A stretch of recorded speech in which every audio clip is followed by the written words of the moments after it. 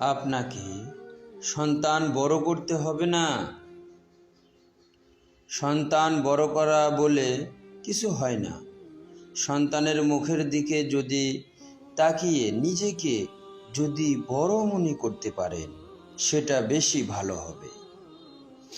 এই সন্তান বড় করার বোকা বোকা ধারণাটার চেয়ে আমার কথাগুলো কি খুব নিষ্ঠুর শোনাচ্ছে? আপনি যদি আরেকটু শিশুর মতো হতে পারেন, সবচেয়ে প্রচণ্ড গুরুত্ব সিরিয়াস হওয়ার জায়গায়, তাহলে সন্তানরা ভালোই বেড়ে উঠবে। সন্তানকে যদি নিজের আদর্শ করেন, ওর সামনে নিজেকে আদর্শ রূপে না চাপিয়ে, তাহলে সব কিছুই ভালো হবে। কারণ তার আর আপনার মধ্যে কে বেশি আনন্দময় বলুন আমায়?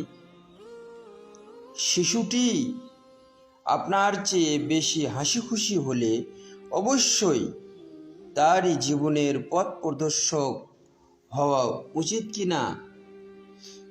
আপনি যদি এমন কেউ হতেন যে আপনি শিশুটির চেয়ে বহুগুণ বেশি আনন্দময়, তাহলে স্বাভাবিকভাবে সে আপনাকে আদর্শ রূপে দেখত। আপনাকে তাকে বলে দিতে হতো না, ইয়াউমা লা ইয়ানফাউ মালু ওয়ালা বানুন ইল্লা মান আতাল্লাহা বিকলবিন সালিম। সেদিন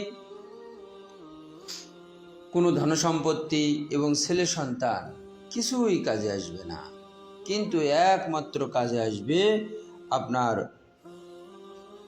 কলবে সালিম, অর্থাৎ প্রশান্ত হৃদয়, আনন্দময় মন। এই জন্য আপনি নিজেকে আনন্দিত করুন।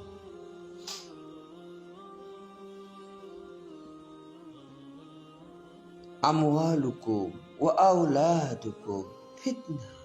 আপনার ধনসম্পত্তি, আপনার ছেলে সন্তান, এগুলো মূলত আপনার জন্য ফিতনা, পরীক্ষা স্বরূপ।